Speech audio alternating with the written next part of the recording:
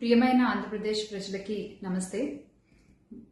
జరిగిన ఎన్నికల్లో ప్రజలు ఇచ్చిన తీర్పుని స్వాగతిస్తున్నాము. ఖచ్చితంగా ఈ క్షేత్ర స్థాయిలో జరిగినటువంటి ఎన్నికల్లో ప్రజలదే అంతిమ తీర్పు. మీ తీర్పుని ఖచ్చితంగా స్వాగతిస్తున్నాం, గౌరవిస్తున్నాను. ముందుగా అఖండ విజయాన్ని మూటగట్టుకున్న కూటమికి ధన్యవాదాలు.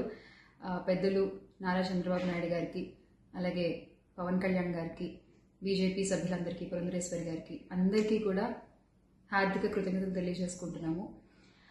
అలాగే వైసీపీ గెలుపు కోసం కష్టపడ్డ ప్రతి కార్యకర్తకి, ప్రతి ఒక్కళ్ళకి, వైసీపీ కుటుంబం మొత్తానికి కూడా పేరు పేరున ధన్యవాదాలు.